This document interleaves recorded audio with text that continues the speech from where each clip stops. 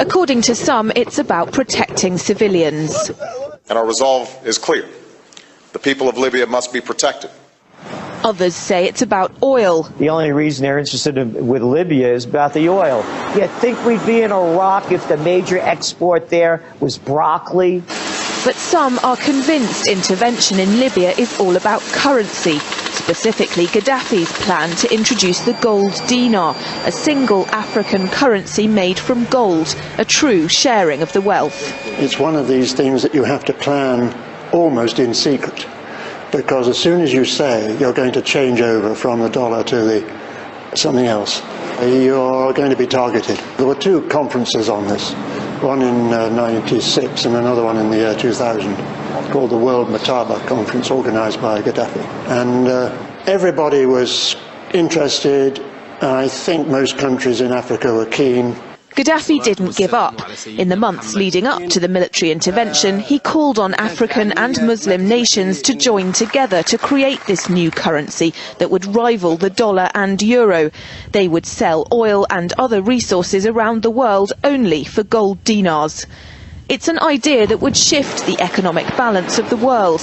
Countries' wealth would depend on how much gold they have, not how many dollars they trade.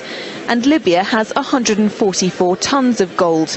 The UK has double that, but 10 times the population. If Gaddafi had an intent to try to reprice his oil or whatever else the country was selling in the global markets and accept something else as a currency, or maybe launch a gold dinar currency, any move such as that would certainly not be welcomed by the power elite today who are responsible for controlling the world's central banks.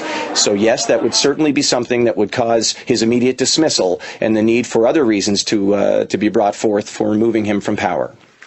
It's happened before. In 2000, Saddam Hussein announced Iraqi oil would be traded in euros, not dollars. Sanctions and an invasion followed. Some say because the Americans were desperate to prevent OPEC from transferring oil trading in all its member countries to the euro. A gold dinar would have had serious consequences for the world financial system, but may also have empowered the people of Africa, something black activists say the US wants to avoid at all costs. The United States should welcome the self-determination of Africans. They certainly have denied self-determination to Africans inside the United States, so we're not surprised by anything that the United States would do to hinder self-determination of Africans on the continent. The UK's gold is kept here in a secure vault somewhere in the depths of the Bank of England.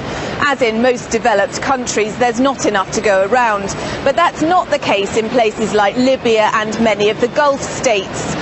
A gold dinar would have given oil-rich African and Middle Eastern countries the power to turn around to their energy-hungry customers and say, sorry, the price has gone up and we want gold. Some say the US and its NATO allies literally couldn't afford to let that happen. Laura Emmett, RT, London.